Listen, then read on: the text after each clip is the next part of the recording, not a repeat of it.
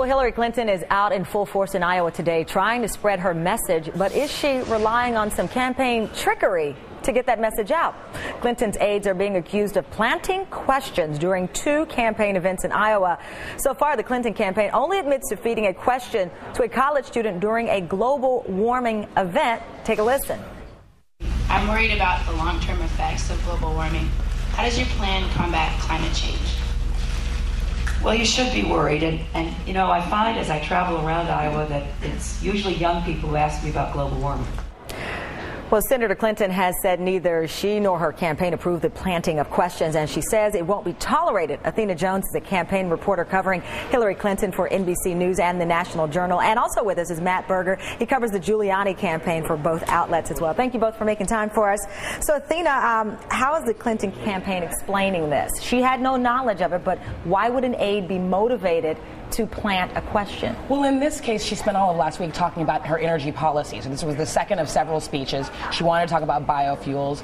They wanted to be able to keep the discussion on that topic. So that's what I imagine would be the motivation for them. So it's not a goal to get a softball question.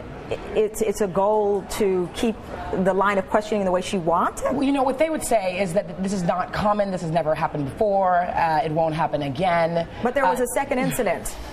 Exactly. And what are they saying about the second incident? Well, the second incident actually happened in April at a farm in Fort Madison. A minister named Jeffrey Mitchell says that he was approached by a Clinton staffer and asked to ask a question about Iraq, about Hillary Clinton standing up to George Bush on Iraq, and he refused.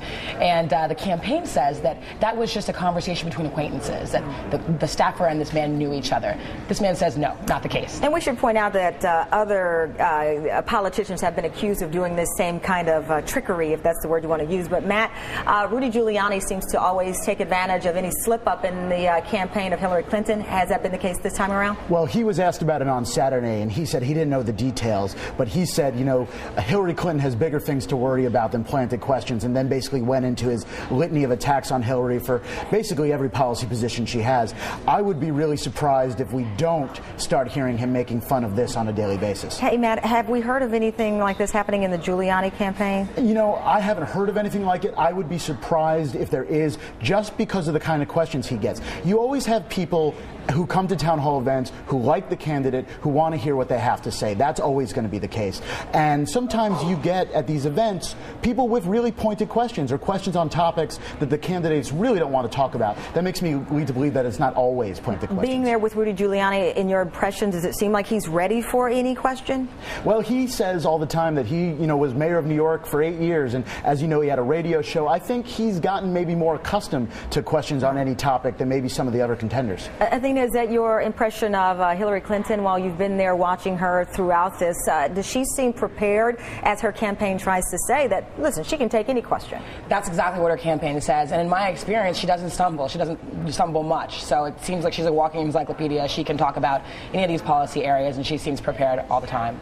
But in this instance, so the second one, there still remains a debate or a disagreement, if you will, on whether this was a plant. Well, I spoke with the man who talked about the story, Jeffrey Mitchell, and he says himself that he didn't know the staffer. It was not a simple conversation where someone just sort of suggested that maybe he asked this. They said that they knew each other, and the Clinton camp says that they knew each other. He says they didn't. So it's a he said kind of thing. Exactly. We'll see what happens with it. All right, thank you very much, Athena and Matt, for joining us with your interesting insight, being there right there with both of the front runners. Thank you. Thank you. Thanks.